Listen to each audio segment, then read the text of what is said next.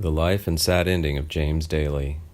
James Furman Daly was born October 23, 1918, in Wisconsin Rapids in Wood County, in central Wisconsin, to Dorothy Ethelbert Mullen, who later worked for the Central Intelligence Agency, and Percifer Charles Daly, a fuel merchant.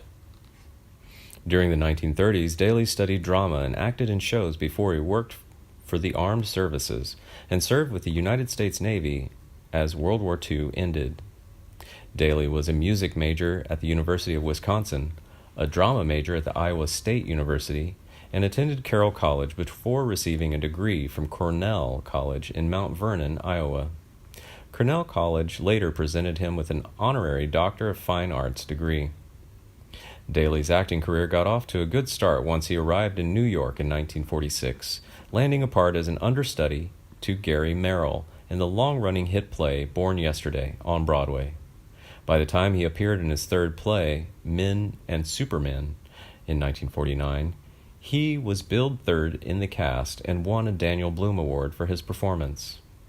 Subsequently, Daly had a busy time on stage, both on and off Broadway. He co-starred 3 times with the legendary Helen Hayes, most famously in The Glass Menagerie in 1950. That same year, he also collected the Theatre Guild Award as the star of Major Barbara. His other theatrical roles of note include Billy Budd, St. Joan, The Merchant of Venice, and, on tour with Colleen Dewhurst, Who's Afraid of Virginia Woolf? A hard-working actor and intent on diversifying into different media, Daly clearly understood the potential of live television drama. He made his small-screen debut in the late 1940s and soon starred in early Playhouse productions.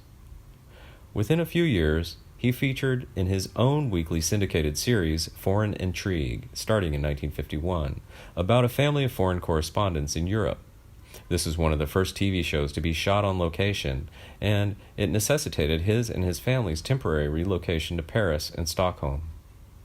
Throughout the next 20 years, Daly remained much in demand as a reliable leading television actor with gravitas, often playing tragic or despairing figures. He was commanding as the titular star of Give Us Barabbas in 1961. 4 years later, he picked up an Emmy for his role in the Hallmark Hall of Fame 1951 episode, The Eagle and the Cage. Another memorably poignant portrayal was in Min Ao An's 1959 episode, A Stop at Willoughby, with Daly as a salesperson driven to the brink of a nervous breakdown, desperately escaping his world to a fantasy town in his own mind, where life is perpetually simple and peaceful. He was also David Vincent's ill-fated business partner and friend in the pilot episode Beachhead, one of the first victims of The Invaders, 1967. Many viewers will remember Daly as Flint, the solitary, near-immortal from the Star Trek 1966 episode Requiem for Methuselah. There were countless other guest-starring roles and even a few choice movie parts, such as Planet of the Apes, 1968.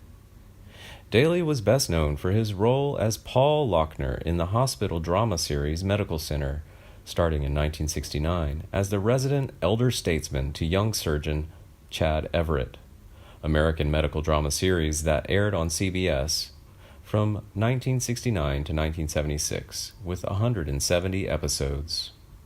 His final acting role before his death on July 3, 1978, was as R.S.M. Boyce in Roots, The Next Generations, 1979, which was the first broadcast more than 7 months after he died. In his personal life, in 1941, Daly was married to actress Mary Hope Newell. They lived for close to 25 years and then divorced in 1965. They had 4 children: Tyne Daly, Pegjean Michael Daly, Timothy Daly, and Glenn Daly. According to his son Tim, during an interview with CBS News Sunday Morning, James Daly came out to Tim as gay a decade after divorcing his wife Hope. His struggle to come to terms with his sexual orientation nearly put a rift between him and his family.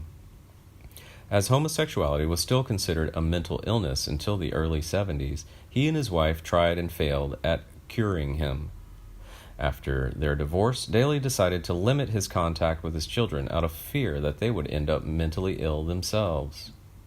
Sadly, Daly died on July 3, 1978, of heart failure in Nyack, New York, 2 years after the medical center ended, and while he was preparing to star in the play Equus in Tarrytown, New York. He was 59 years old. His ashes were sprinkled into the Atlantic Ocean.